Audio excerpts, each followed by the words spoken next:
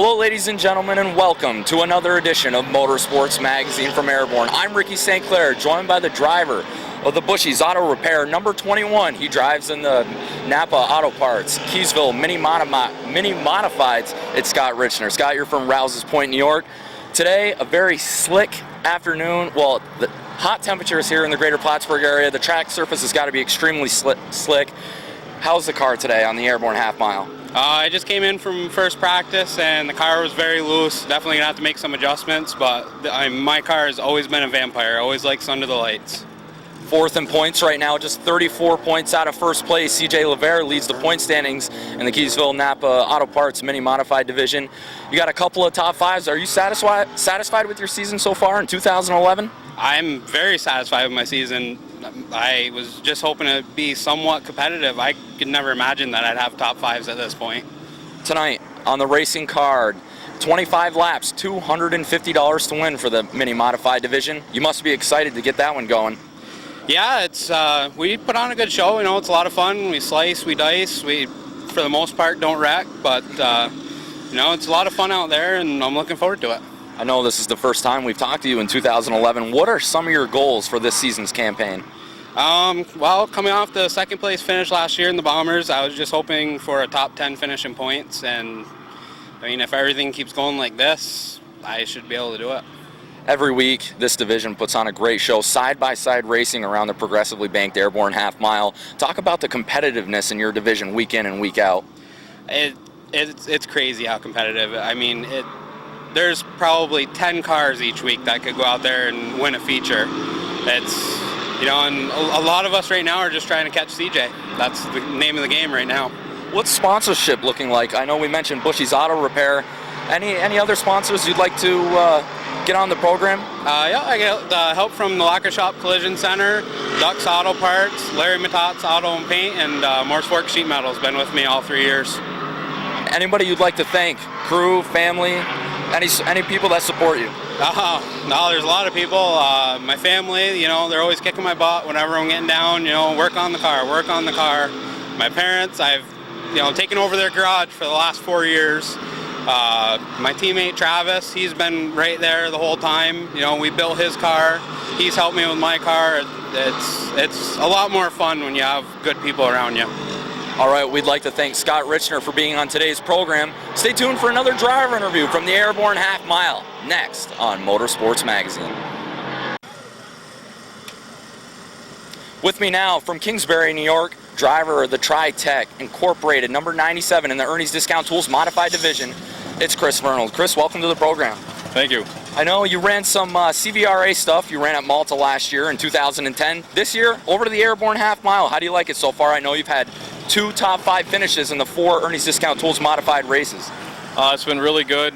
We've been fortunate to have good finishes. I do really like it up here. It's a long drive for me, but the Speedway staff is exceptional. Mike Prouty's been exceptionally nice inviting us up here, and I've raced with Mike over the years on the dirt circuit at CVRA circuit on the dirt, and he asked us to come on up, and it's been a lot of fun. How long is the drive from Kingsbury to the greater Plattsburgh area? Yeah, it's a better part of 2 hours for us. About a 2-hour drive. Yeah. Practice today. I know it's about 79 degrees here at the Speedway this afternoon. The track's got to be extremely slick and greasy. How's the car handling today? Well, so far we're better than we were last week as far as on that greasy surface, so hopefully that translates into a better night, even better. I know this is the first time we've talked to you on Motorsports Magazine in 2011. What are some of your personal goals for the 2011 campaign? Well, I would love to be able to finish in the top 5 in points here. There's a lot of strong runners here. I think we got the ability. I got the team, and I got the knowledge with the guys that I work with. You know, I'm extremely lucky that way to have a good team and good sponsors. I have a new sponsor in the last few years, Tri-Tech Inc. It's a commercial HVAC service. He's been extremely helpful. And I have a guy that's building motors with me, and he also is a custom gun builder. His name's Bob Suttle, and been extremely helpful as well. Week in and week out, the Ernie's Discount Tools Modified Division is ultra competitive. 4 weeks into the 2011 campaign and 4 different feature winners. Talk about the competitiveness in this division. It's extremely competitive, and the guys up here, it's a great group of guys to race with. Most of them are pretty clean to race with, but boy, they are hard runners. And it's a lot of good equipment up here, and a lot of guys that have been here for a lot of years, and this is my first year here, so I feel fortunate to be where we are so far. I know it takes a lot of man hours to make one of these things go successfully. Is there anybody you'd like to thank, crew, family, sponsors? Well, certainly my family, and my father puts up a lot of time for me, and does a lot of running around. He runs his own business, so it gives him a little bit of freedom to help me out during a week to get parts or tires. And you know, as far as, and I got a fiance who puts up with a lot of this too, and we're out in the garage every night, and it just takes a lot of time and a lot of effort and a lot of sacrifice, but it's all worth it. Hopefully we'll be in that winner's circle soon here, I hope. Any plans on racing any other different tracks in 2011? No, my goal is to finish well here and focus on this speedway. You know, the blacktop, I do like the blacktop. I've run the dirt before, but this is going to be my focus for this year. Is there a particular event on the schedule that you're looking forward to? I believe you guys have a 100-lapper late in August or early September. You looking forward to the extra distance races? Yeah, I think the extra distance events, hopefully we can shine on that aspect of it, because I feel like we really have a maintenance program that allows us to have a car that is, you know, not going to fall apart on me. And that being said, I'd like to think that I'm a fairly patient driver, so I hope that we can put up with that, 100 laps. It's a long distance on asphalt, but I think we can be all right. All right, we'd like to thank Chris Vernal for being on the program. Stay tuned for another driver interview on Motorsports Magazine next. Well, ladies and gentlemen, and welcome back to Motorsports Magazine from Airborne. With me now, the driver of the Plattsburgh Distributing Chevrolet Monte Carlo number 29 from Plattsburgh, New York. It's Nick Haywood. Nick, welcome to the program. Thanks for having me. 2 top 5 finishes in 3 events for the J&S Steel Tiger Sportsman Division. You've got to be pretty satisfied. I know you're 3rd in the points. Talk about your runs in 2011. Yeah, I mean, the car's been awesome so far this year. I mean, we got a new motor in there and just a bunch of stuff we didn't get to do to the car last year, so it's helped out tremendously. The car is going great. This is the first time we've talked to you in 2011. Talk about some of your goals that you'd like to achieve after the racing season is up or done and over with. Definitely a top 5 in points, if not a top 3. Finish every race. I don't like to push the car onto the trailer at the end of the night.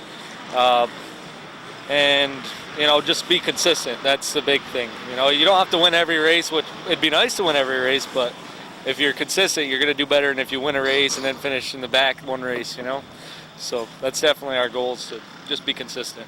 The temperature in the greater Plattsburgh area throughout the afternoon has been around 79 and 80 degrees. The sun is going to be on the track surface for quite a while. I know you guys have been out for practice. Has the track been pretty slick? How's your car handling out in the progressively banked Airborne half mile? It's very slick right now. The car's actually the worst it's been tonight as it's been all year. Just no grip out there at all. No matter if you're in the high line or the low line, just constantly chasing for grip. Car's always sideways, and it's fun to race, but you're not going very fast, 3 feature events in 2011. Robin Wood has won all 3. Track promoter Mike Perotti has placed a $250 bounty on the 2010 J&S Steel Tiger Sportsman Track champion. I'm sure you'd love to win that bounty tonight. Oh, absolutely. We already have a little deal between my parents and I. Usually they get the winnings because they put all the money in the car. They said, if you get the bounty, you get to keep the $250. I said, all right. It's a little extra incentive for me. But obviously, every time you want to go out there, you want to win. But like I said, my goal is to finish. But I plan on giving him a good run for his money this year, or this week. What's sponsorship looking like on the 29 car? I know you're, like we mentioned before, Plattsburgh Distributing. Anybody else you'd like to mention on camera that sponsors the 29? Warren Tire Service Center, Parents Pizzeria, T&B Metals, and Mom and Dad. They do the most sponsoring. But speaking of Mom and Dad, it takes a lot of man hours to make one of these things successful. Anybody you'd like to thank? Sponsors, fans, family, crew members? Got to definitely thank my sponsors, but my dad, he's constantly out in the garage working on the car. Even if I'm not around, he's out working there, and he's laying in bed at night thinking about what he can do to make it better. My fiance's father, Mike, he's helping all the time, and my buddy Mark and Jared and my fiance Sarah. She'll be mad if I didn't say thanks to her. Who else? My grandfather, he lets us use his garage. He's got a lift. It's nice to use. And my mom, my sister, and my sister's boyfriend, Bud. That's about it right now that I can think of. All right, we'd like to thank Nick Haywood for being on today's program. Hold on to your hats, ladies and gentlemen. The boys are set to duke it out. Ready to rumble, ready to ramble on the Airborne Half Mile. Racing action is next on Motorsports Magazine. So the first event lined up and ready to go. Travis Sherman on the inside. Chad Hendry on the outside. Coming off turn 4, looking for the green flag. We are underway. Bomber feature number 1 hits the green, and Sherman on the inside is going to get the jump and lead him up the backstretch. Hendry coming right back on the outside. He sticks his nose in front. Chad Hendry in the 60 takes the lead. Sherman trying to come back on the inside. LaGrave runs third in the 72, but here comes Duravage in the bottom of the racetrack. That 88 car has quickly moved into the number 3 spot. He started 6th. Sherman trying to get underneath the 60 of Hendry. He leaves room on the inside, and here comes Duravage in that 88. Sherman will be challenged on the outside by the LaGrave 72. Curtis cannot afford to let that 88 car get too far in front of him, or else it'll be checkout time at the Big A.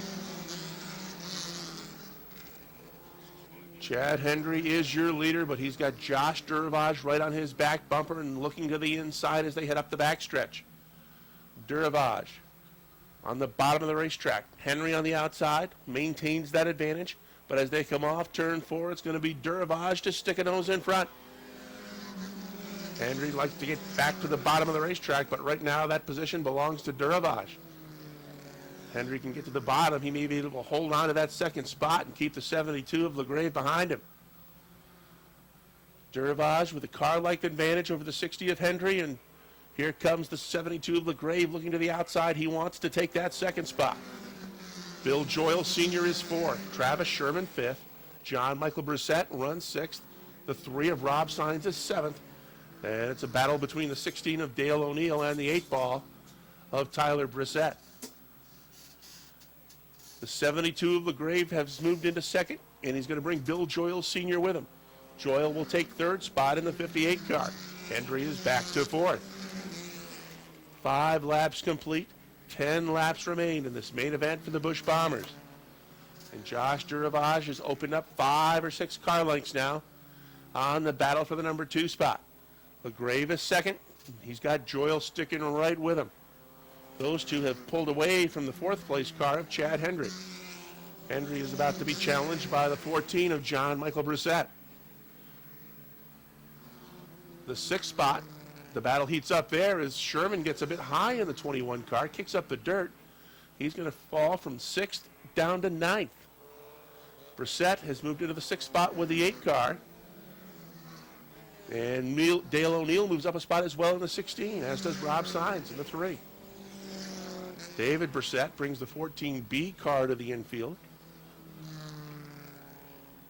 Trouble on the 8 ball. Tyler Brissett having problems up in turn 2. He's off the pace, trying to bring it back to the garage area, but he will bring out the first caution flag of the evening.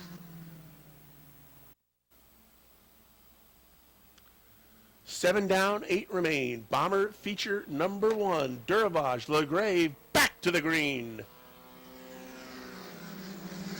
Well, right now, LaGrave is sticking right with him, but we'll see how that inside line works to the advantage of the 88 car as they head up the backstretch. Duravage, your leader. He's got a car length on the 72. LaGrave's going to try to get it done on the outside. He'll pull right up alongside as they come into turn 4, but as they hit the front stretch, the 88 just starts to pull away just a bit. It was a car length advantage at the stripe for Duravage. LaGrave 2nd. Bill Joyle Sr. in the 58 car runs 3rd. John Michael Brissett is 4th. Chad Hendry 5th. And the 16 of Dale O'Neill is 6th. The Brissett 8 ball is working his way back up. He's passed 3 cars as he's now back up into the top 10.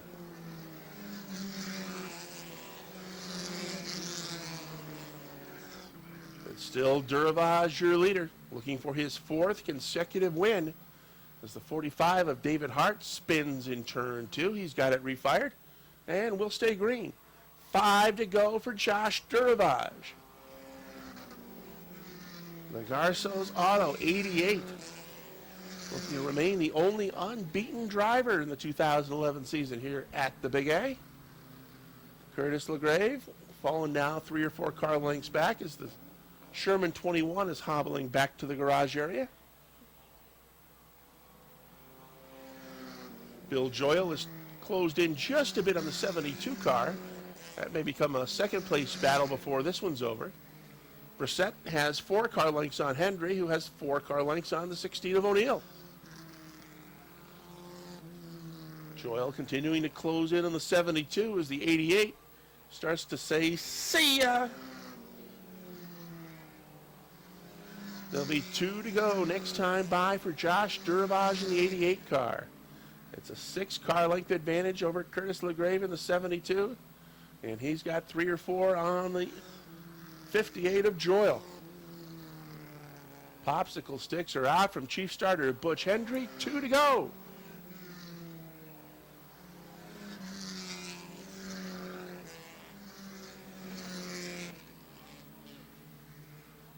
Josh Duravage may have to negotiate a couple of lap cars as the white flag will come out as the 88 hits the top of the stretch this time by. 1 to go for Josh Duravage.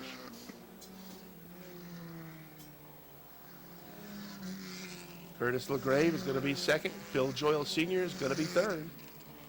As the top 5 or 6 cars have freight trained around this half mile in the final lap. Checkered flag is in the air. 4 in a row for Josh Duravage. LaGrave second, Joyle third. Brissett finishes 4th. Chad Hendry gets the 5th spot in the 60 car.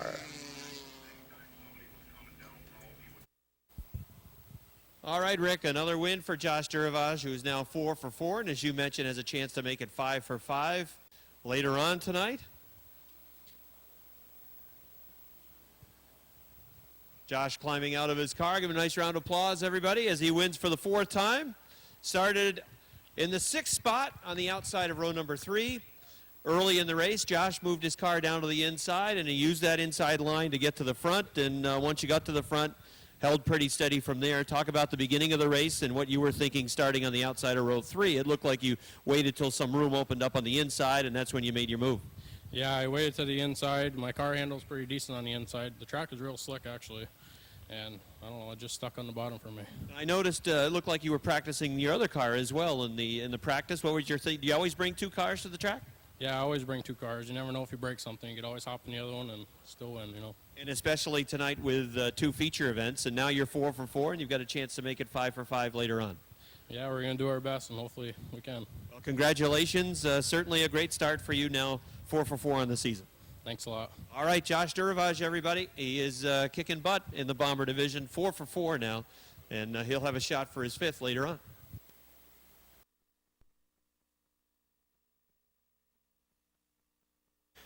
Driving the Adirondack Water Systems Bruno's Repair, Brookfield Excavation 33 from Plattsburgh, it's Travis Bruno. Row 4 on the inside, there's car 57 for Howard Stoner from Altona. And in the number 19 from Moores, New York, it's Jamie Begor starting 8th, and shotgun on the field. In car number 75, it is Cody Myers from Plattsburgh. 9 cars taking the green flag in this first qualifier, and there goes Dave Raptoy on the top of the racetrack in the number 21 to the lead, 3 wide for second. Dan Sullivan's on the inside. Stephen Brissett's the meat and the sandwich on the outside.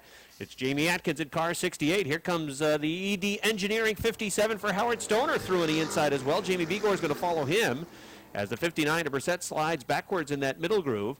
The inside line picking up a little bit. Now Stoner drifts up the track. Begor is going to go after him on the inside as they race for the 4th spot with Atkins on the outside. Stoner gets down right in front of Begor's car. Stoner goes to the 4th position, now shoots up the track, and Atkins had to get on the binders, or else he would have collected that 57 as it didn't handle or stick down to the inside.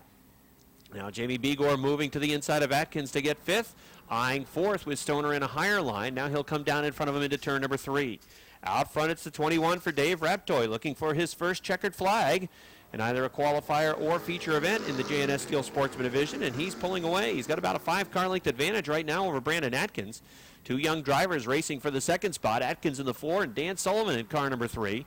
And it's a good gap back to Howard Stoner in the 57, holding down the 4th spot. Jamie Begor running in the 5th position with the 19. Looks to the inside off of turn number 4, trying to get his nose underneath the 57 car. Can't quite get there as Stoner picks up the momentum on the top of the track off of turn 4. Challenge now for second. It's the 3 of Sullivan moving to the inside of Brandon Atkins, and he'll take that second spot away. Down the backstretch into turn number 3. Sullivan goes to the second spot. Brandon Atkins in the 4, working on the outside, will now slide down to a middle line, and he'll run in the 3rd spot. Halfway in the qualifier as Jamie Begor tries to pick up the 4th spot. With Howard Stoner on the outside, Begor moves through on the inside. He'll go to the top 4. Moving into that 4th position is Moores New York's Jamie Begor in the 19. Running in 5th, it's Howard Stoner. 6th is Jamie Atkins. Running in 7th is Travis Bruno. Running in 8th, it's Stephen Brissett. And at the back of the pack, it's the 75 for Cody Myers. Dave Rabtoy's lead now is starting to shrink. It was 5 or 6 car lengths. Now it's down to about 3. And in that second spot, Dan Sullivan is continuing to close the gap into 3 and 4. Raptoy works the middle line around the racetrack. Sullivan was a little lower. Now he'll drift up towards the wall off of turn number 4. And at the stripe, it's a 2-car length advantage for Dave Raptoy in car number 21. Sullivan in the 3 car continues to close off of turn number 2. Now Raptoy pulls away a little bit on the backstretch. Here's where Sullivan, at least on the last lap, was able to make up some ground off of turn number 4. Jamie Begor looking to move into the top 3 is to the inside of car 4 of Brandon Atkins, and at the stripe, Jamie Begor is into the 3rd spot. The lead is down to about a half car length as they race off of turn number 2. Again, Dave Raptoy gets a good run off of turn number 2, but Sullivan gets himself right in the hunt in turn number 4. Let's see how he does this time off the 4th turn. It's going to be Raptoy holding the lead. Sullivan will follow him around the racetrack with a white flag out. Final lap in this first qualifier for the JNS Steel Sportsman cars. Dan Sullivan in that second spot can't quite get to the back bumper of the 21 of Dave Raptoy. Raptoy kicks it down to the inside. Here he comes off of turn number 4. Checkered flag is out. It's going to be Dave Raptoy's as he wins in the 21. Dan Sullivan is second. Third goes to Jamie Begor. 4th to Brandon Atkins. 5th to Howard Stoner. Jamie Atkins 6th. 7th to Travis Bruno. 8th to the 75 of Cody Myers. And 9th to Stephen Brissett in the 59. 5, 4, 3, 2, 1. Welcome back to Motorsports Magazine, joined now by the Go-Kart Czar, Bruce Jarvis. That is your official title, you know, Go-Kart Czar. Who voted that in for me anyway? Well, that was a vote from Rick and I. The Czars, of course, were, well, some of them were nice and friendly, which you tend to be, and then some of them were quite evil and mean, like Ivan the Terrible. Did you know that? Yeah, I think the clouds must have misaligned. I don't know about this Go-Kart Czar. Well, anyways, Go-Kart Czar Bruce Jarvis is here, and Bruce, this is a busy weekend for you, and of course folks will be seeing this just after the grand opening of the go-kart track, but certainly there's a really good feedback that we're getting from a lot of people in regards to the go-kart track. It's a lot of fun, and you're the guy that gets to oversee all of this stuff. Oh, I get to see a lot of fun. I got to tell you, there was a guy out here today that was driving. We had a go-kart party this morning for, I think he was like 9 years old, and we allowed a couple of the adults to get on. And this guy was out there smiling so big that I had a hard time seeing the B on his hat. Who was that, Bruce? I call him Click and Clack because I'm so affectionate to him, because, you know, they're the voice from above kind of guys. You know, they talk down to me from the clouds. Well, I'll tell you, it was a lot of fun. And it was the first time that I had been out here. There was a birthday party, as you mentioned, and I don't think people can really, us talking about it necessarily doesn't do it justice. It's something that you got to try out, because it was the first time that I had been on them when I went this morning. Exactly. And when you experience it, that's when it really does kick in, and it's an adrenaline rush, and not only that, it is a real fun time, and it's certainly highly recommended. I brought my Little League team out here a few nights ago. And one of the comments that I got, we had a game yesterday, one of the comments that I got from one of my parents was they had a tough time getting their children to sleep because they were still amped up from driving the go-karts here, and they couldn't wait to go back. And that's all that they could talk about, and they're just chatting away before they finally fell asleep. So I guess from what, 8 to whatever age, any age, yeah. These go-karts are just a lot of fun. Yeah, even people as old as your brother. I mean, we can get somebody else out here like him and get him rather excited as much as he gets excited. Bruce Jarvis, if you can get him in one of these go-karts, you will have made my year. We'll just put like frosted donuts and stuff in there. Yeah, I think that would be an excellent idea, and maybe that would work. Maybe we'll get some of the Regal Bakery products over here in one of the go-karts. We'll get the Canadian bakery down here. Yes. Those are the ones, right? That's correct. That's the Vienne's Bakery, the Regal. So tell me about the go-kart operating days. I know it's not every single day, or will, at least at this point it's not. What are the plans going forward into the summer? Well, right now our plan for the summer is we're going to run 7 days a week, and I think what we're talking about doing is doing a 2 to 9 schedule. That's what we're talking about. We haven't come up with a drop-dead date as to when we're going to fire that up, but presently we're running Wednesdays and Fridays from 5 to 9, Saturdays from 12 to 3, and Sundays from noon until 6, except tomorrow, which unfortunately, if you didn't come tomorrow and you're seeing this on tape delay, you missed a good time, because our grand opening is tomorrow and we got a lot of exciting things that's going to happen. Now, typically, how many karts are out here at the same time? We put 12 karts out here tops at the time. Okay. Yeah, and you know, hopefully we got 12 good drivers, but unfortunately that's not always the case. And the admission price? $5 a ride. So it's $5, and typically that gets you how many laps? Usually between 8 and 10 laps, and where else can you buy excitement like that for especially, you know, airborne excitement? For $5. Now, is it 8 or 10 laps of just riding around, or are there like green flags and white flags and checkered flags and yellow flags and all kinds of flags? Well, we don't do too many flags because usually we're busy, you know, chasing people that don't do real well, and so we just essentially, you know, give them like 1 to go or 2 to go, and then we bring them in, and hopefully we don't have too many, you know, incidents. But you think in the summertime, at least the plan right now is to have this be just about a daily operation, so that folks from the greater Plattsburgh area looking for something to do, even on a Tuesday or a Wednesday afternoon with the kids at home with no school, Airborne would be a great place to bring them. Oh, without question. And again, we do parties, bachelor parties, birthday parties, as you've been, Little League parties, office parties. We're doing company corporate events here. So we like to bring people out and challenge them to see just how good they really are at Airborne.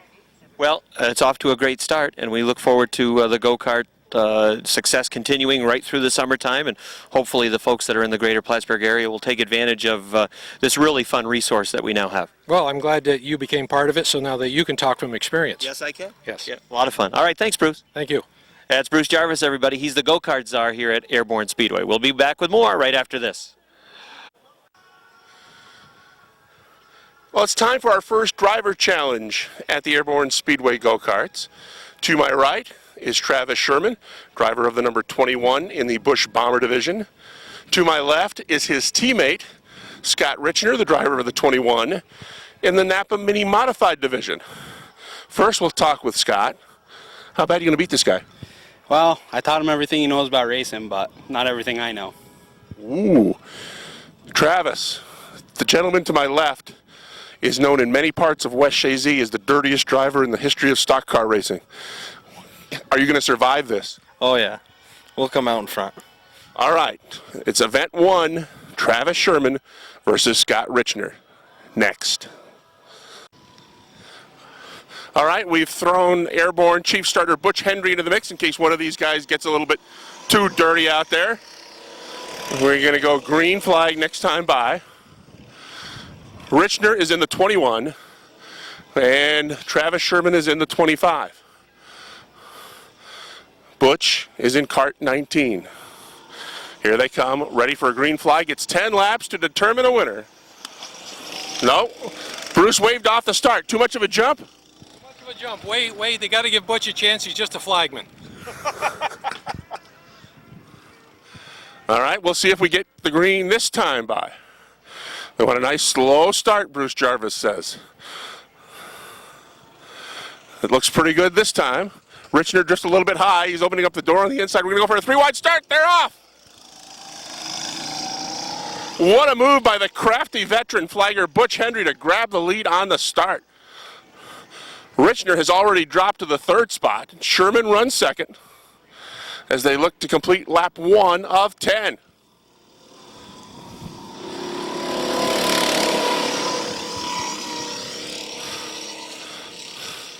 Butch, looking like the veteran he is, just toying with these guys out there. He gets a hold of the checkered flag. That's why he's going so fast. Sherman just a couple of cart lengths behind, and Richner looks like he's going for a Sunday afternoon stroll. Looking like a Sunday driver out there. 2 laps complete, 8 laps remain, and Butch Hendry is still your leader. Travis Sherman still within shouting distance, and Scott Richner has the best view. 7 to go. Richner could be setting it up for a late lap pass. We got a challenge for the lead. Sherman looks to the outside of Hendry. They're side by side coming up the backstretch. This could get interesting. Butch has the inside advantage. He's going to maintain that lead. Sherman trying to get him on the outside.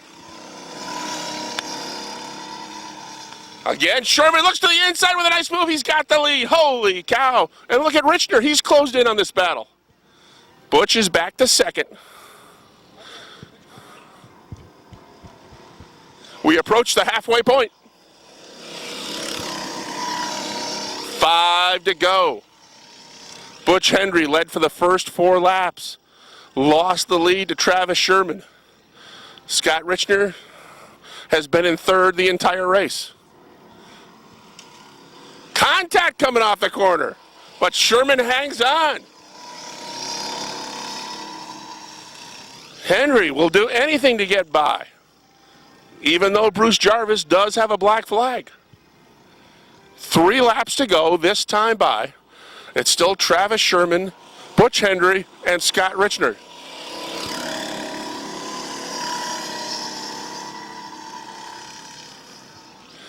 Two to go in our first Go-Kart Drivers Challenge. Travis Sherman, teammate to Scott Richner, leading.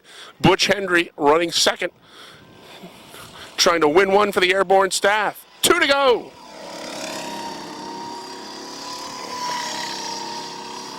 I want to hear Richner's excuse after this one.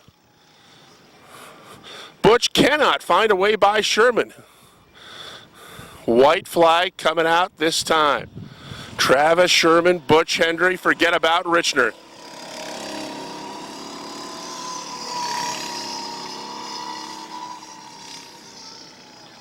Up the backstretch the final time. It's still a 2 or 3 car length advantage for Travis Sherman.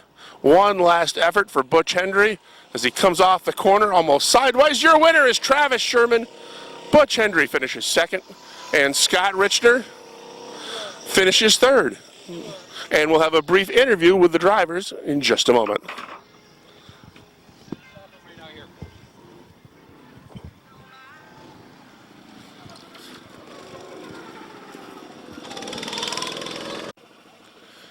All right, let's have a quick word with our winner, Travis Sherman. Travis, how was it out there? Oh, good. See, Butch was the only competition. I told Scott, I have a few tricks up my sleeve myself. Scott sort of looked like a Sunday driver out there going for a ride through Vermont. Oh yeah, that's as usual. Scott, what do you have to say? A third-place finish. You couldn't even beat the flagman. Well, we'll see how Travis does next year when he moves up to the mini mods and races against me in a real car. That sounds like a challenge. The first driver challenge complete from the Airborne Go-Karts. Shotgun on the field in 10th. That's the field. Green flag. Tesser looks to go 3 wide from the back of the pack. He goes right to the top of the racetrack as he tries to make a pass. Patrick Dupree rather than the 24 sliding back. Tesser on the outside. Haywood on the outside looking to run to the top of the track. Out front, it's the 46 of Martin Hebert. Running in the second spot, it's Aaron Barnaby with a B3. Chris Vernold, I think, is a good story at this speedway. First year racing at Airborne. Vernold in the top 10 in points. And he is sitting in the third spot. He's had a couple of top 5 finishes this season. The 49 of Tesser got a part of the bunker that last trip along the backstretch. You can still see some of the dust that he kicked up. And he is sliding backwards. Out front is Martin Hebert, the B3 of Barnaby, running in the second spot. Vernold runs third. Fourth is the Liquor and Wine Warehouse 55 for Matt Woodruff. Running in the fifth spot, picking that left front tire right up off the racing surface is Chris K.A. with the 18. Sixth is Andy Haywood. Seventh is Patrick Dupree. Eighth is Jimmy Ryan. Running in ninth is the 49 of Tesser. And running in 10th, well back of the field, Martin Roy. Could that be? The 90 is off the pace. He can see them all, and that is not something that we see frequently. Martin Roy with the number 90 running at the back of the pack and losing ground to everybody else halfway in this qualifier. Roxton Pond, Quebec's Martin Hébert leads. The B3 of Aaron Bartamy runs in the second spot. Chris Vernold runs third. The 55 for Matt Woodruff running in the fourth spot. Fifth is Chris Kaye. Patrick Dupree is charging with the 24. He's in the sixth position as they run wheel to wheel in front of him. He's boxed right now in that 24 car. Wheel to wheel racing for the fourth spot. Chris Kaye of the 18. Woodruff's going to slide back a little bit. That allows the 24 to get to the inside. Patrick Dupree will go to fifth. Andy Haywood put in a lot of hours this week on that car, trying to get it ready again. And to make matters worse, Andy fighting a flu bug. Wasn't feeling the best when I talked to him over in the garage area. He actually was nice enough to warn me, say, don't come over too close. I'm not feeling very good. But Andy Haywood in the sixth position. They said they put a lot of hours to get that car repaired. If you were here last week, Andy in that number 80 car smacked the wall along the front stretch as they ran upon a car that had a flat tire just past the start-finish line, and he smacked the front stretch wall. Here comes the 24 of Patrick Dupree trying to move to the inside of the 18 of Chris Kaye. White flag is out for Martin Hébert. Third and final qualifier, the Roxton Pond Quebec driver, Martin Hébert, on his way perhaps to the victory. Aaron Bartamy is in the second spot. Bartamy got to move off four. Nope, it's going to be Martin Hébert with a win. Aaron Bartamy second, Chris Vernold third, fourth Patrick Dupree, fifth Chris Kaye, sixth Andy Haywood, seventh at the stripe. It looked like the 55. Then it was the 60 rather for Jimmy Ryan, the 49 of Richard Tesseur, and dead last, the 90 of Martin Roy. Qualifier number 1 for the Keysville Napa Mini Modifieds is under green. John Bradley gets a good jump in the 69. He's going to lead him. Look out. Malcolm Woodward was sideways, bouncing off the 45 of Josh Laporte. He's going to fall all the way to the back of the pack. Quickly, the 47 of Eric Sales. That is the track championship car from 2010 that Rick Donor drove. Sales has got the lead. LaFountain into the number 2 spot in the 20 car, and he's going to bring Josh Leclerc with him in the 7. Leclerc looks up alongside that Jamie LaFountain number 20 car. He's driving a car that was formerly driven by Steven Brissett as the number 59 last year. That also a very fast car. Josh has had some very bad luck to start the season, but it's not going to be long before he's in victory lane with that 7 car. Sales leads it. Leclerc is second. LaFountain is third. Bradley back to fourth. And the points leader, Chris Lavere. He's been one of the hot drivers to start the 2011 season. He's got 2 wins. He has moved into the 4th spot in the 4. Bradley now 5th. Josh Laporte moved up from the Bomber division. First year in the Mini Modifieds. He runs in the 6th spot in the 45 car. Matt Brusso back in the 26 Mini Modified. He had been driving the 00 Renegade automobile, but he's in the Mini tonight. 2 to go. Eric Sales with a car length and a half over Josh Leclerc in the 7. Chris Lavere's 4 has moved into the 3rd spot. But he is running out of time to try to run down Sales and Leclerc as the white flag is on display. 1 to go for Eric Sales. Leclerc second. Lavere looks to the inside. Sales is off the pace and in the bunker. Can you believe it? Sales opens up the door and Lavere and Leclerc go zooming by. It's a race to the checkered flag. Your winner is going to be Chris Lavere in the 4. Josh Leclerc finishes second. 3rd spot goes to Jamie LaFountain. 4th will be Eric Sales in the 47, and John Bradley rounds out the top 5 in the 69. Milton, Vermont, it's Don Franklin in the number 69. Outside in car number 25 from Swanton, it's Kevin Booten. Next row, it's Josh Allen at car number 10. Then it's Lonnie Rivers driving tonight, the number 7. As the green flag is out, and shotgun on the field is the 0-2 for Jim Collins. 11 cars in qualifier number 2. Bob Dragoon had to get on the binders in turn number 2, and that boxed things up a little bit behind him. Kevin Booten rolling with the 25. Don Franklin got boxed, and everybody's rolling now as the 36 was fighting the handle a little bit over in the second turn. They're leaning on each other along the front stretch. Jason McClatchy in car number 70, the 22 for Rob Favreau. Out front, it's Billy Joyle in the 57. His lead is a half car length over the 70 with the 22 of Favreau on the outside.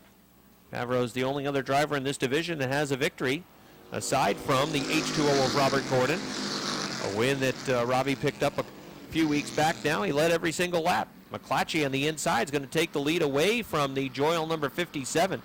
Joyle running the outside line. Favreau with no place to go with his number 22. He's on the top of the track, following Joyle around as that inside line appears to be moving. McClatchy in the 70 almost scraped the front stretch wall that time coming off the fourth turn.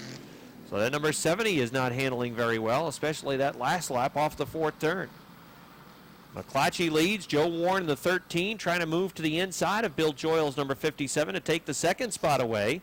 Here comes Joe in that 13 car, but fighting back on the outside is Bill Joyle.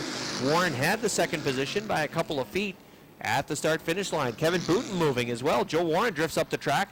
Joyle gets the right side tires off of the bunker a little bit, and that allows several cars to move past as Kevin Booten goes to the second spot on the inside. Kevin Booten, defending track champion. Hard luck second place finisher last week as he had a 6-car length advantage with about 6 laps to go when the yellow flag came out. It was deja vu. The same thing happened back on May 21st. Booten had a big lead. The yellow flag came out. He had to restart on the inside. That car was more comfortable in the middle and outside of the racetrack. And that's where Robert Gordon was, and they went side by side for the final 6 laps last Saturday night, changing the lead a couple of times each lap, with Gordon picking up the victory, a slim victory with Booten finishing in second. It's the second time that's happened to him this year. He's chasing down Jason McClatchy. McClatchy in car number 70, coming off of turn number 4. White flag is out, 1 lap to go, and his lead is 3 car lengths. McClatchy leads Kevin Booten with a 25. Rob Favreau running in third with a 22. Joe Warren is fourth. There goes Bill Joyle sliding over in turn number 2. He was by himself when that 57 went around. Here comes the field racing off of turn number 4 as Joyle was able to refire. Checkered flag is out. Jason McClatchy wins. Kevin Booten is second. Rob Favreau third. Fourth, Joe Warren. Fifth, Dave Drake. Sixth to Don Franklin. Seventh to Lonnie Rivers. Eighth to Josh Allen. The race for ninth will go to Jim Collins. 10th will be Bill Joyle at the stripe.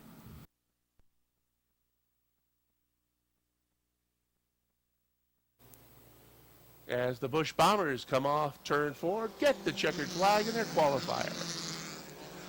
Checkered flag. Green flag. Seeing if you're paying attention, Rob. Rick, that's the green flag, not the Look checkered out, flag. we've got trouble on the backstretch as the 45 of David Hart went around, and he was collected by the 8 of Tyler Brissett. So caution flag is out. And the best part about that is I won't have to put this on the TV show, that error. All right, ready to go with this Bomber qualifier. Sherman on the pole in the 21, signs alongside in the 3. Green flag is out.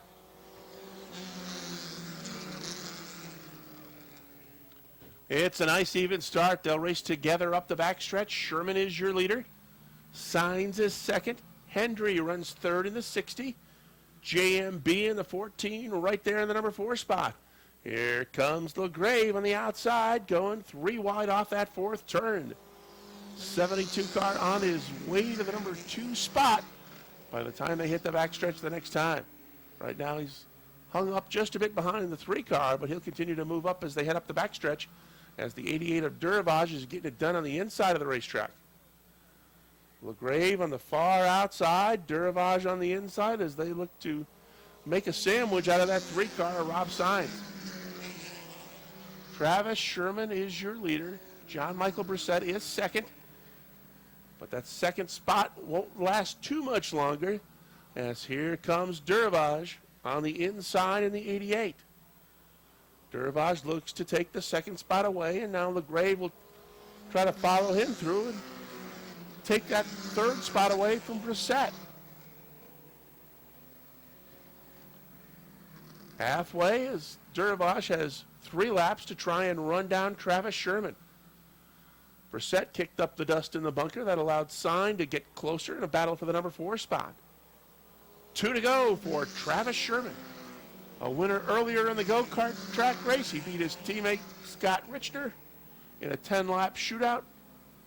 Can he win this one and hold off Mr. Unbeaten Josh Duravage? White flag's going to be in the air this time by for Sherman. He's maintaining that lead at about 5 or 6 car lengths. 1 to go.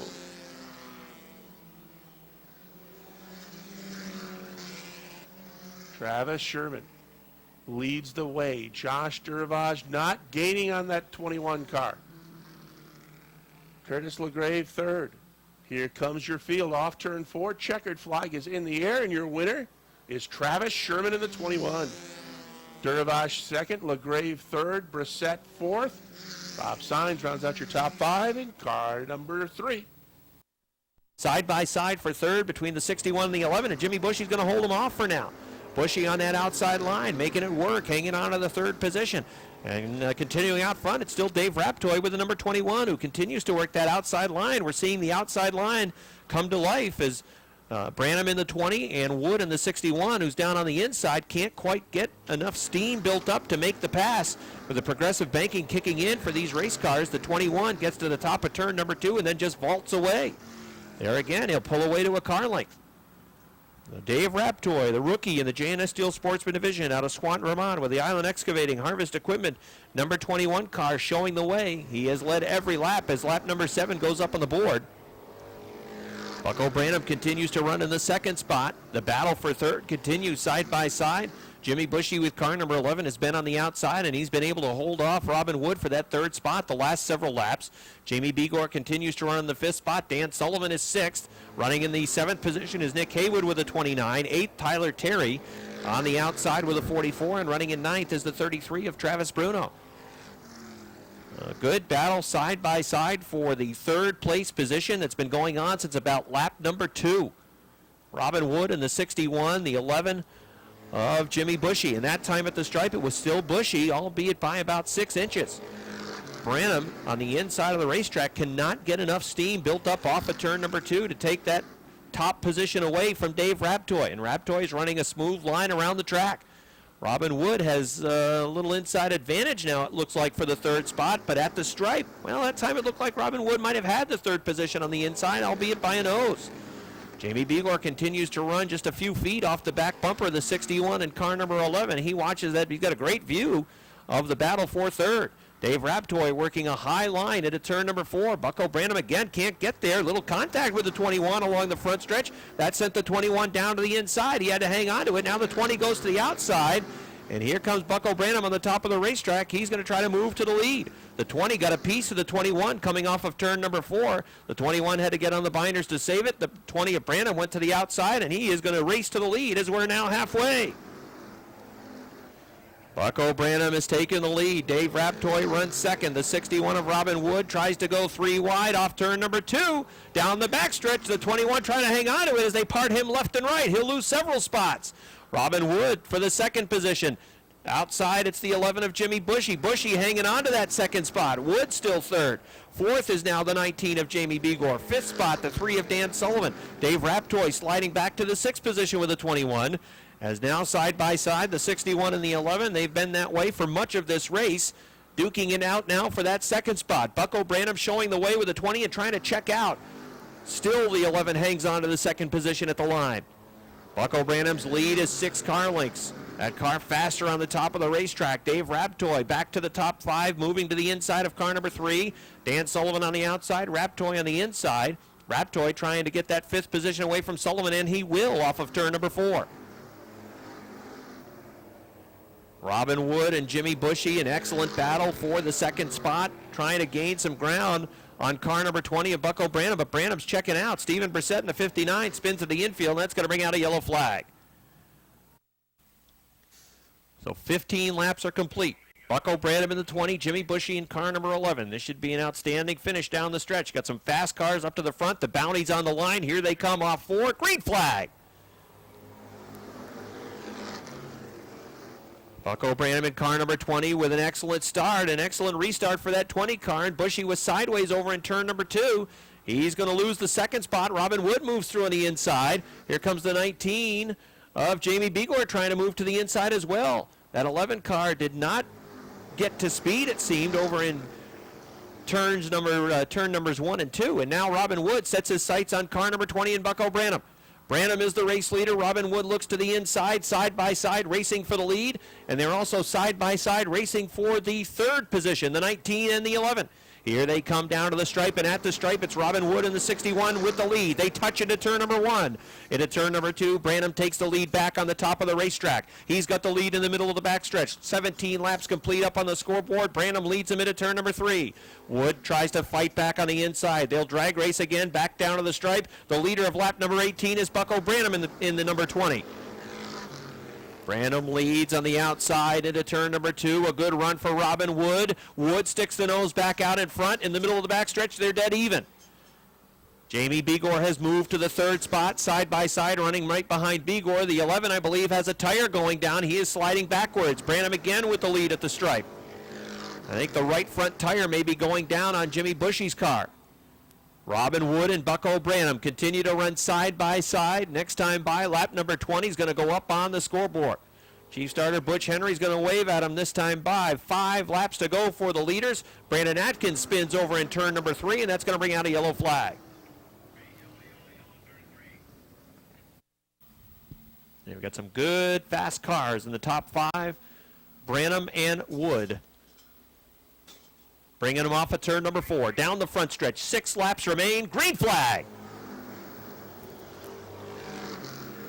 Robin tries to take that top line away from Bucko over in turn number 2. Wood on the outside. Branham on the inside. Going to turn number 3. In the 3rd turn, they're dead even. Here they come off of turn number 4. Let's see if Robin can get a good run on the top of the racetrack down to the stripe. He's got the lead. Robin Wood leading with the 61. Bucko Branham running in the 2nd spot. Jamie Begor right behind him in the 19. Begor a little bit sideways over in turn number 2. Saw running room to the inside of the 20 car as he's perhaps thinking about that 2nd spot. Here comes the 29 of Nick Haywood moving to the 4th position. Single file racing now off of turn number 4 as Branham takes it right up against the wall, trying to hang on to 2nd. Jamie Begor almost getting a nose to the inside of the number 20 into turn number 1. Off turn 2, the 19 is there. Here comes Jamie Begor to the inside. He's got position, trying to take that 2nd spot away as they run side by side for 2nd. Robin Wood is starting to check out at the end. Off of turn number 4, Robin Wood leading by 5 car lengths. Jamie Begor had the 2nd spot at the stripe. Bucko Branham on the outside, sliding backwards a little bit. Now he gets a good run off turn number 2, but not enough to vault himself back into a position to take that spot away from Begor. A good run to turn number 3. Nick Haywood also closing in on this battle for the 2nd position. As they fight behind Robin Wood, he is pulling away. That time at the stripe, just about dead even between the 19 and 20. Branham fighting back on the outside. Begor on the inside, trying to take that 2nd spot. Begor with a better run that time off of turn number 2. We have a spin over in the 2nd turn, down the backstretch to 57 of Howard Stoner, and that's going to bring out a yellow flag and set up a fantastic finish here perhaps. We'll have to check to see who had the 2nd spot on the last completed green flag lap.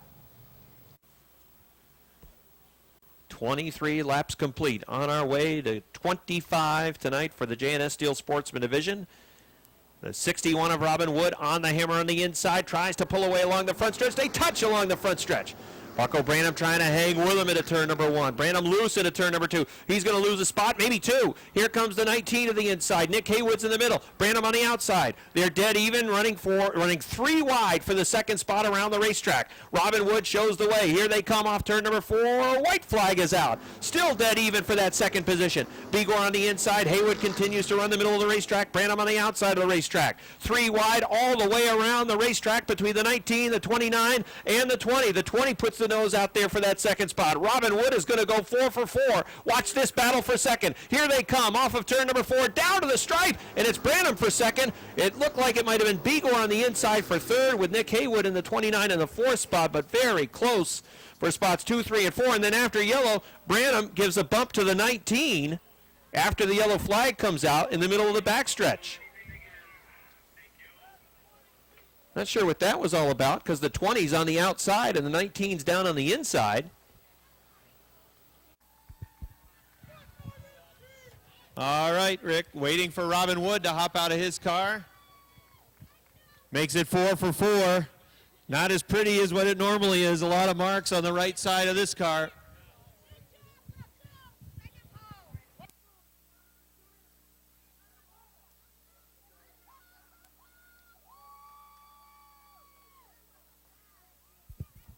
All right, Robin's out of his car. He's 4 for 4. Give him a nice round of applause, everybody.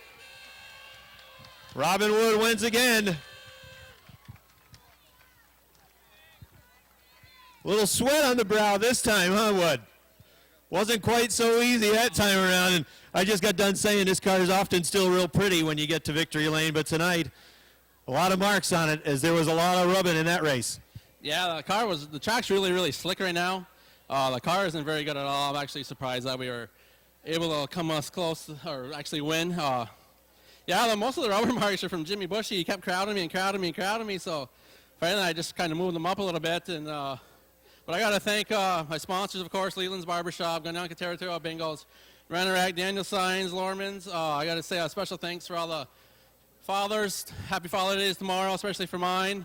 And just thank everybody that helps me. We got some work to do this week. Robin, in the qualifier, you seemed to slide back in the later stages of your qualifier. Did you find something wrong with the car?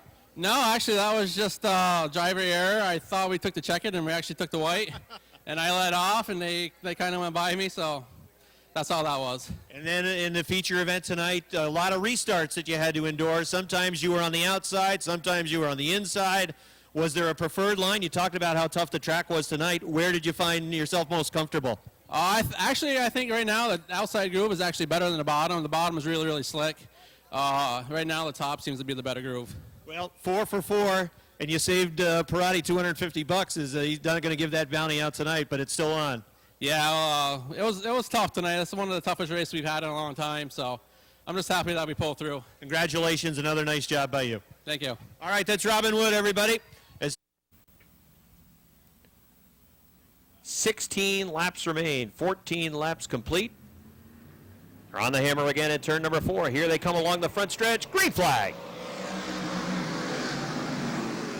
Dupree goes to the top of the racetrack. He's got third. He's going after second on the outside of Martin Hebert. Patrick Dupree in good position on the outside.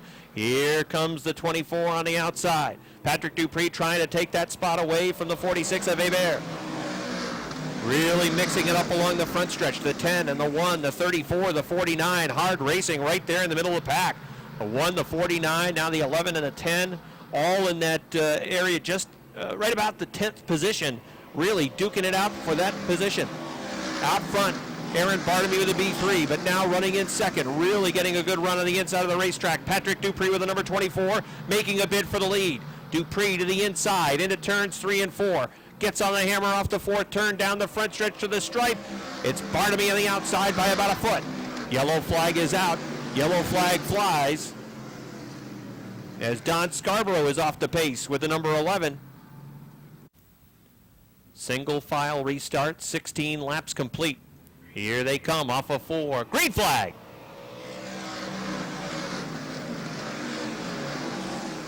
Bartamy trying to pull away from the 24 off of turn number 2. Craig Riel trying to hang on to his 4th spot. Max Vienne challenged for that 4th position. Vienne looking to the inside, trying to get to position number 4 and take it away from Craig Riel. Andy Haywood runs right behind them with the number 80 machine. Out front, Aaron Bartamy's lead is 1 car length over the 24 of Patrick Dupree. Bartamy is looking for his 4th career victory in the Ernie's Discount Tools Modified Division. Dupree is looking for his 22nd. Still a car length behind the B3. Bartamy protects that inside line. That's where Dupree's done a lot of his work tonight. That car is handled perfectly down on the inside. Trying to get underneath Bartamy off of turn number 2, but he can't quite get there. Lap number 20 about to go up on the board. Again, Dupree closes in on the back bumper. Bartamy protects the inside line off of turn number 4. 10 laps to go for Aaron Bartamy. Then he'll run a middle line into 1 and 2. Diamond out the corner and hang on to the lead. Dupree can't quite get to him. That strategy right now is working for Aaron Bartamy, the B3. And now Dupree with a good run off of 4. Again, back down to the inside along the front stretch, but he can't get there. Aaron Bartamy, can he hold off Patrick Dupree? Really working that race car all around the Big A half mile. Dupree hanging on to the 2nd position, trying to make a move, trying to find the strategy that will get him the win. Bartamy leading, Dupree running in the 2nd spot. 3rd is Martin Hebert, running in 4th is Max Vienne. Running in the 5th spot is Craig Riel. Running in 6th is Andy Haywood.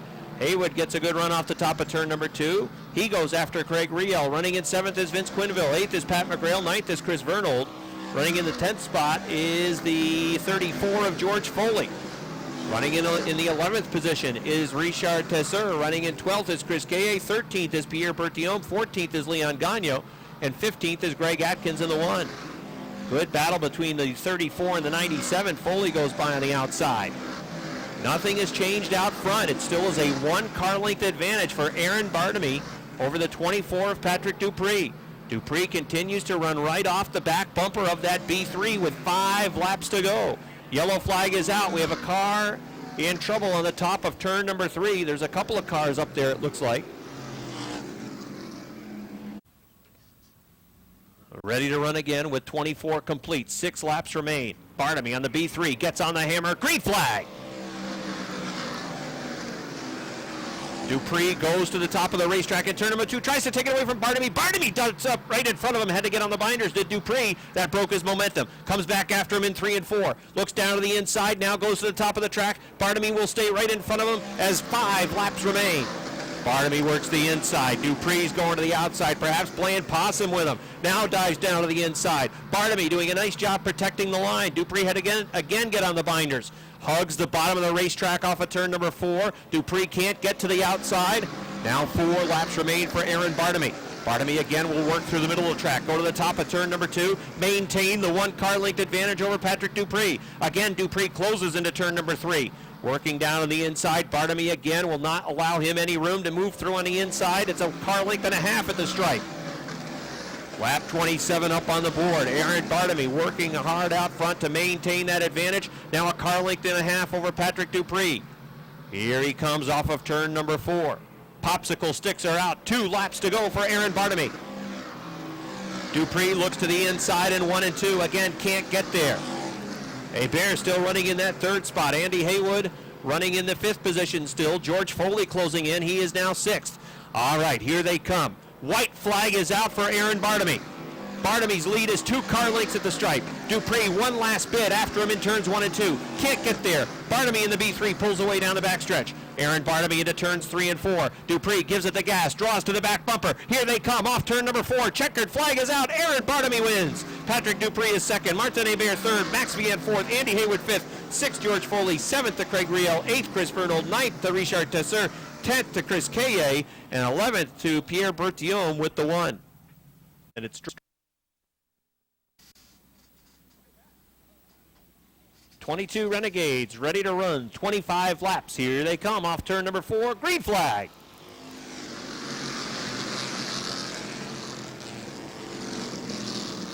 Joe Warren with a peek to the inside of the 3 as he pushes badly up the track in turn number 2. They'll run 3 wide for the 3rd spot right behind Rick Donor. Warren in the 13. The 3 of Drake. The 357 of Seymour gets on the binders as he was on the extreme outside line, and that backed up the entire outside line down the racetrack, and now we have cars spinning. The H2O is involved. He gets plowed by Lonnie Rivers in the door. Everybody else continues on, but Robert Gordon took a real hard smack on the left side of his race car right in front of the left rear tire. And I'm not sure that H2O is going to pick up a 4th victory tonight.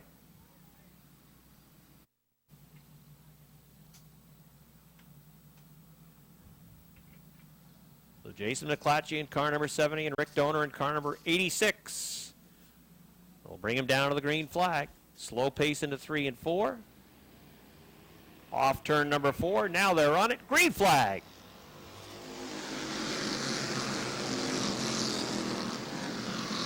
Four wide into turn number 1.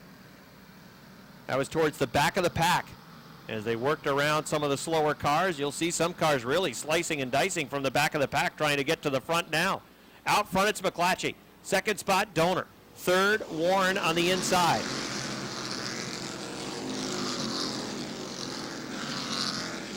Joe Warren in the 13 moves past Rick Donor to get to the 2nd spot. Now 3 wide for 3rd. Josh Terry to the inside. 357, Curtis Seymour gets on the binders. The 86 of Rick Donor still stuck on the outside of the racetrack. Here comes Josh Terry, the youngster through on the inside. He goes to 3rd. The 86 down to the inside, trying to get to that 4th spot. And a good battle for 5th between the 11 of Lance Raptoy, the 357 of Curtis Seymour, running for that 5th position. Top 2 cars, getaway from the 3rd place driver, Josh Terry. Terry running in third. Here comes Lance Raptoy to the inside of Rick Donor. He's going to take that fourth spot away from Donor. That'll drop Donor back to the fifth position as Lance Raptoy tries to take and finish the pass to get into the top four, and he will. Out front, Jason McClatchy's lead is a car length. Running in the second spot, it's the 13 of Joe Warren. Third is the Terry number 43. Then it's the Raptoy 11, the 86 of Donor, the 22 of Rob Favreau's in the sixth spot. Curtis Seymour running seventh with the 357. Running in eighth, it is Josh Allen. Here comes Rob Favreau and the 357 of Seymour to the inside of the 86 of Rick Donor as that car drifted high. Atlanta got the right side tires off the racing surface. He'll lose 2 spots in the deal. Donor slides back to the 7th spot. Favreau goes to 5th. 6th now is Seymour. 8th is the 10 of Allen. 9th is Don Franklin. 10th is Andrew Bordeaux. 11th is Lonnie Rivers. 12th is Kevin Boutin. 13th is Bill Joyle. And 14th is Jimmy Collins.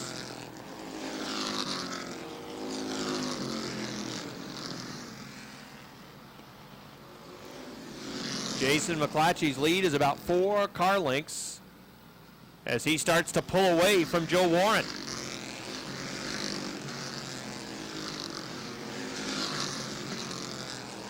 And Rick, there's certainly something amiss with the H2O of Robert Gordon as that car is mired in the back of the pack and he is not really picking up spots on anybody, struggling to work around the number 36 of Bob Dragoon. It's going to be a tough points tonight for Robert Gordon in that H2O car. It's certainly going to close things at the top of the point standings in this Renegade division. Leader about to enter lap traffic as he works around the 00 of Leary. Next in line will be the 51 of Freeman Sawyer. Sawyer goes to the top of the track. McClatchy will thread the needle. Warren will do the same thing with the 00 on the inside and the 51 running the rim. The lead is 5 car lengths as the 70 of Jason McClatchy tries to pull away from the 13, who appears to be chewing into the gap a little bit. The 43 of Josh Terry also on the move. He is starting to run down the 13 of Joe Warren. And it's Lance Raptoy running in the 4th spot. Certainly would like to pull off the win on his sponsor's night. Kevin Boutin, defending track champion, back to the pits with the number 25. It'll be a bad point night for Boutin in the 25 team. And the black flag is out for the 00 on the inside. Yellow flag is out. Josh Allen is spun off of turn number 4. He's to the infield. And that'll bring out the yellow flag as we're almost halfway through this feature event for the Versatile Trailer Sales Renegade Division. Jason. See if Warren can hang with him on the outside. We've seen side-by-side racing for the win just about every week in this division in their feature events. Will it develop tonight? Here they come off of turn number 4. Green flag. They're leaning on each other at the start-finish line. It's a good restart on that outside line for Joe Warren. Josh Terry's right there as well, and look at the Culligan 11. Moving on the outside is Lance Raptoy. Look at that move, threading the needle, diving down to the inside. Lance Raptoy trying to go from 4th to the lead, and then that line was taken away from him as the 70 was able to protect the inside line. Oh, man, that was an aggressive move by the 11 car. Threading the needle, Lance Raptoy in the 11. Moving to 3rd around the 43 of Josh Terry, diving down to the inside, but now falling back a little bit. Off the back bumper of Joe Warren, the 13. Warren wants to go. They're leaning on each other over in turn number 4. Warren's on the inside, McClatchy now on the outside. To the stripe, McClatchy's got the lead. Again, side-by-side racing for the lead. Later stages of the race in the Versatile Trailer Sales Renegade Division. There goes the 70 back to the point. McClatchy on the outside. The 13 of Warren on the inside. These two drivers have been leaning on each other. They're doing it again in turn number 4. Down to the stripe, McClatchy on the outside, still with a lead. The 11 of Lance Raptoy runs just a car length off the back bumper. He's working an outside line. Rob Favreau trying to get in the mix as well with that car number 22. The 43 of Josh Terry runs in the 4th spot. Joe Warren back to the inside, trying to draw even into turn number 4. But the 70 gets a good run on the top of the racetrack. Back down to the stripe. The lead is 5 feet. Joe Warren even into turn number 2. A little bobble in the rear end in the second turn. He's sideways. Lance Raptoy had to get on the binders or else he would have got a big piece of that 13 car. The 70 of Jason McClatchy continues to work the outside line. Joe Warren's not going away on the inside. McClatchy at the stripe by a half car length. Tries to get down in front of the 13. He's still there. In turn number 2, McClatchy with an excellent line down to the inside, taking some of that room away from the 13. Look at Josh Terry go on the outside now. Side by side racing, spots 1 through 4. Rob Favreau just off the back bumper, sitting in the 5th spot. McClatchy leading by half a car length at the stripe.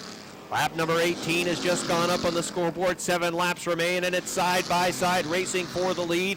What else would you expect from the versatile trailer sales Renegades? The 13 of Warren's on the inside, the 70 of McClatchy on the outside. They run side by side for the point. They run side by side for third as well. The 11 of Lance Raptoy works the inside line. The 43 of Josh Terry works the outside line. Rob Favreau in the 22 on the top of the racetrack. He's 2 car lengths behind the battle. That is for third. Now McClatchy again trying to finish the pass, trying to get the car down to the inside in front of the 13. Looks like he will. Off of turn number 4, Jason McClatchy back to the point. Able to finish the pass, get back down in front of the 13, now run the line off of turn number 2 that he wants to run. The 13 goes to the top of the track. The 43 of Josh Terry trying now to clear the 11 of Lance Raptoy, but Raptoy is still there on the inside. Here comes the field off of turn number 4. Joe Warren trying to get back to the door of Jason McClatchy, but he can't do it. McClatchy still wants to run that outside line. That's the fast way around, it seems, for the versatile trailer sales Renegades. Jason McClatchy leading by a car length. The 13 of Joe Warren in the second spot. Side-by-side battle for third continues. Give the advantage to the 43 of Josh Terry. Lance Raptoy is running in the 4th spot. Rob Favreau running in the 5th position. 6th is Curtis Seymour with a 357. 7th is the 86 of Rick Donor. 8th, Lonnie Rivers with a good rally. Running in 9th is Don Franklin. The 25 of Kevin Booten next on the racetrack, but I think he's down a lap. Popsicle sticks are out. 2 laps to go for Jason McClatchy. The lead ballooning now up to 2 car lengths. Joe Warren trying to chase down the 70, but it's not happening. The 70 has it. 2 car length advantage as he races into turns 3 and 4. Lance Raptoy trying to get that 3rd spot away from Josh Terry. Works the inside line. 1 lap to go for Jason McClatchy. McClatchy looking for his first career victory in the Versatile Trailer Sales Renegade Division. Leading by 2 full car lengths down the backstretch. 2 more turns to negotiate. Can the rookie get the victory? Here he comes off of turn number 4. Checkered flag is out. Jason McClatchy is going to win it. Running in second, Joe Warren. 3rd at the stripe, it looked like Terry on the outside. Then Lance Raptoy in the 11. The 22 of Rob Favreau brings it home in the 5th spot. How about that? The rookie, Jason McClatchy, in car number 70, gets the win.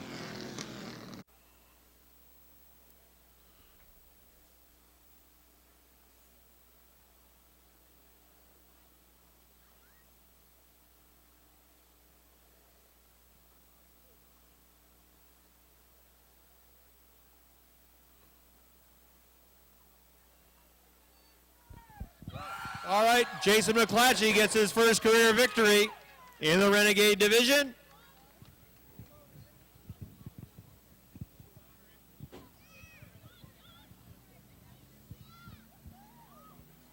Jason, come on over here. Congratulations. We've seen a lot of side-by-side racing in this division. Typical for the Renegades. You were in that side-by-side racing tonight. Your car really seemed to like the top of the track. Yeah, it's always been good on top. Ever since the first week we brought it here, it's been real good on top. And I'd just like to thank my mom and dad, Rachel, my Adirondack Siding, Lonnie Rivers, my crew, TJ, Zach, Gary. I'd just like to thank all them guys. If it wasn't for them, I wouldn't be here. When you consider how close this division is, the fact that you've just moved into this division, and in 5 tries, you've already picked up a victory. That's a pretty good accomplishment. It was 4 tries. I missed the first race. That's right. He corrected me. That's right. You did miss the first race. Well, 1 and 4, that's pretty darn good. That's a nice accomplishment for you. Thank you very much. Well, congratulations on your first victory in the Renegades. Nice job. That's Jason McClatchy, everybody. 10 down, 15 remain for the mini modifieds. Here they come off turn 4, back to the green flag. Nice start on the outside for LaFountain, but LeVere just pulls away on the outside. Car length and a half advantage for the 4 of Chris LeVere. LaFountain second, Lavarnway battles alongside the 21 of Richner for that 4th spot. Running 5th, that's the 0-3 for Speedy. He was 11th just a couple of laps ago, but now he is 5th. Billy Jenkins is 6th in the 33, then Josh Laporte 7th. Matt Brusso battles with Eric Riel for the 8th spot, and Larry Archer's 23 rounds out the top 10.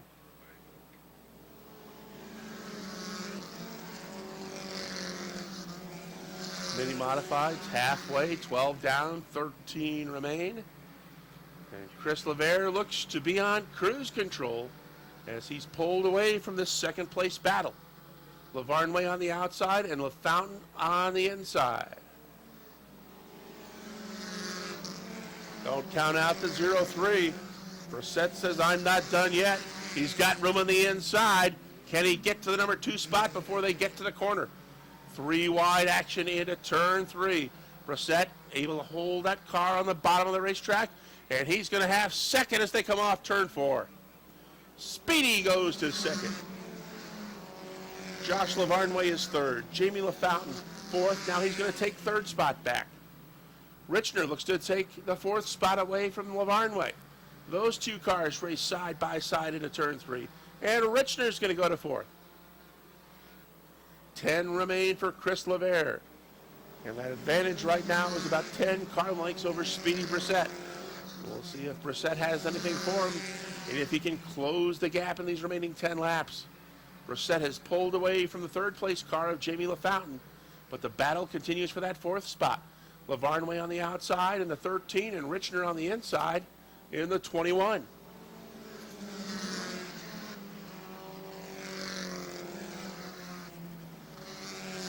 Jenkins right there in the 33, and Matt Brusso's 26, the 45 of Josh Laporte, and Eric Riel 0-2. It's going to quickly become a 6 or 7 car battle for that 3rd spot.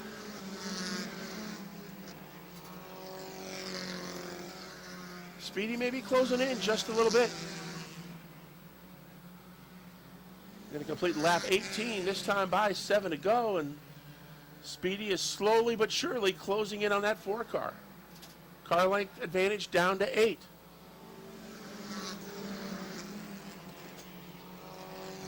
If LeVere can hold on, it would be his 3rd victory of the season. Well, barring a yellow flag, I don't see how Speedy's going to get in the mix. He would have to sprout wings to get to the leader. Do you like that one, Gene?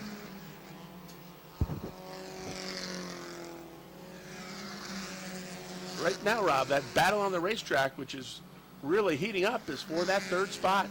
Jamie LaFountain with a battle on his hands is Josh Lavarnway's 13, Billy Jenkins 33, Scott Richner's 21. All right there. And now Brusso in the 26 and Laporte in the 45. Just about ready to make it a 6-car battle for the 3rd spot.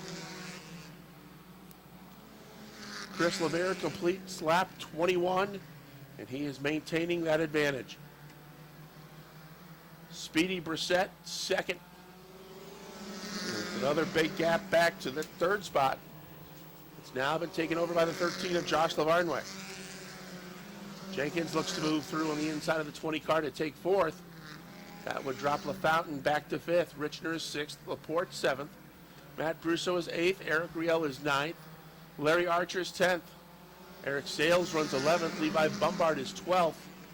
Mr. Cheez-It runs 13th. Chad Collins is 14th. 15th is the 41 of Tim LaFountain.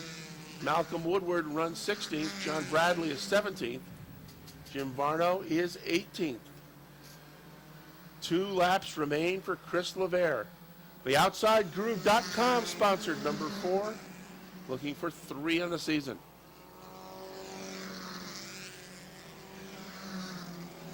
Off turn 4, white flag is in the air for Chris LeVere.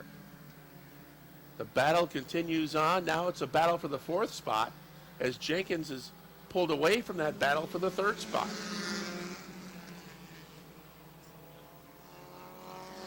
He could coast home from here, but he won't have to. Chris LeVere, car number 4, gets his 3rd victory of the season. Speedy Brissett will bring the 03 home in the 2nd spot. 3rd spot will go to Billy Jenkins, 33. And here comes that great battle for the 4th spot at the line. Laporte gets it. And finishing 5th will be the 21 of Scott Richner.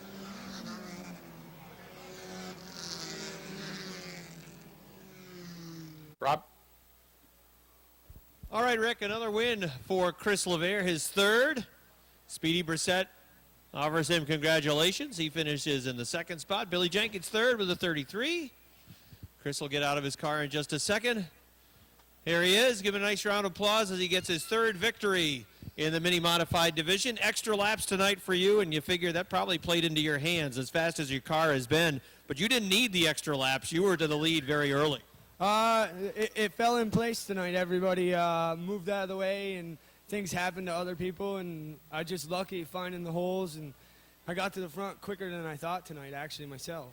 You had a good battle early on with the number 7 of Josh LeClaire. Talk about that battle when you were side by side for several laps. That was awesome. I don't know what happened to Josh, but I wish he would have stayed there. I would have liked to see how that would have played out. It was fun. He's picking it up. Something must have broke, because otherwise I think he would have been there the whole 25 laps. You know what else is fun for you? You get extra cash for winning this race. 25 laps, $250 going your way. It always helps. You know, we'll buy a couple tires next week. Well, congratulations, Chris. 3 wins already now for you. Yep. I'd like to thank my sponsor, Evergreen Auto Center out of Saranac Lake. Stop in if you need a used car. They got a good deal. All right, congratulations, Chris LeVere. Plugging the sponsors and everything in Victory Lane. He gets the win. Billy Jenkins 3rd tonight with a 33, and Speedy Brissett 2nd with a 03.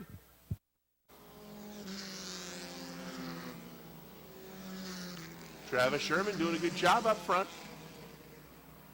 He's maintaining a good size advantage over the battle for the number 2 spot.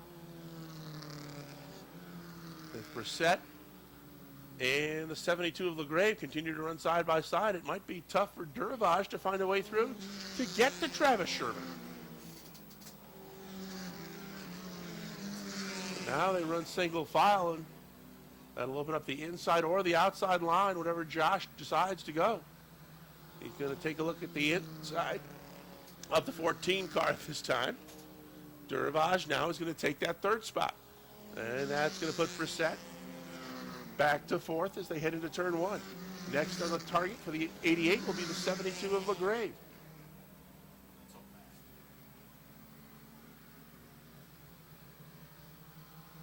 Halfway this time by. Trouble for Sherman getting around the 14 of Brissett. That cut quite a bit into his lead.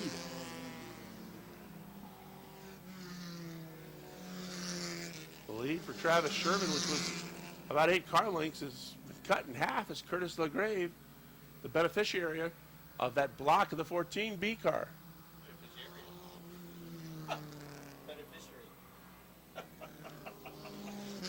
Travis Sherman leads the way.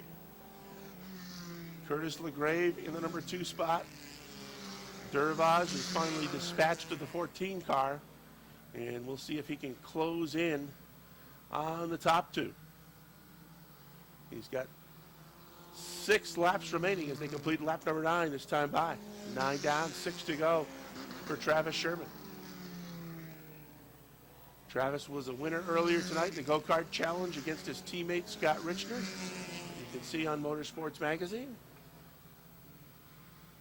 And he's trying to become a winner for the first time here in the Busch Bombers as he completes lap 10. 5 to go for Sherman. And right now, Durvage is not closing in.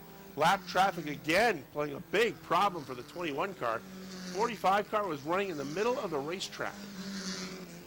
And that allowed Curtis LeGrave to go to the inside, force Sherman to the outside.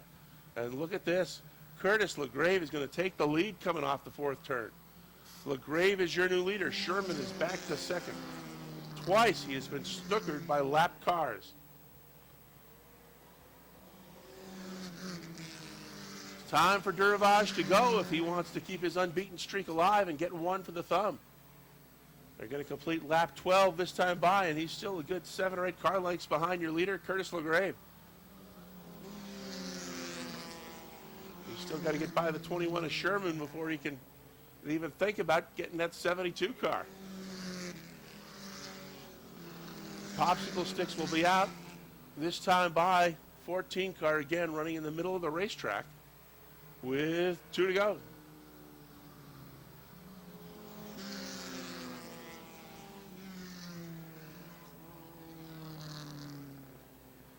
LaGrave goes to the outside, gets by up the backstretch. Sherman gets by going into 3. Now Duravage will go by. But the white flag is coming out, and you can kiss this unbeaten streak of Josh Duravage goodbye.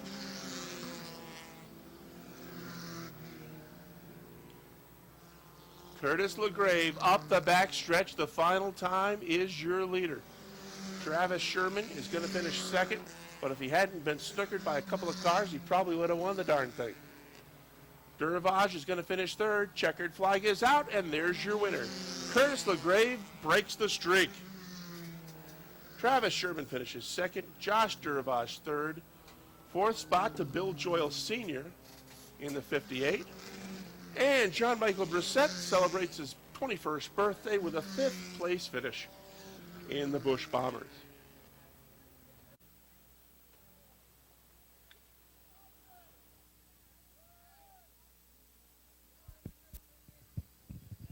All right, Rick.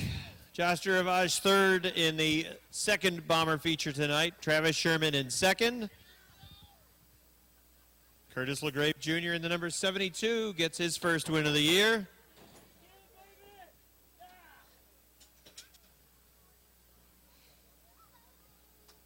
All right, here's Curtis out of his car. Give him a nice round of applause. He gets the victory. Well, you've been close a couple of times with that number 88 beating you those 2 times, but here you are in victory lane. You get a checkered flag. And what was the key to getting the victory tonight with Josh finishing in third? What was the key for you to pull it off? Well, my dad's been working on it all week, so figured changing a couple tires here and there and doing a little bit of things, and I guess we made it. As fast as as Josh has been, you really have to be on top of your game in order to beat him. So this certainly is proof that you and your crew have found something. Yeah, as soon as you get out, you just got to keep going, because if you screw up one time, it's over with. Well, congratulations on getting the victory, your first of the year. Thank you.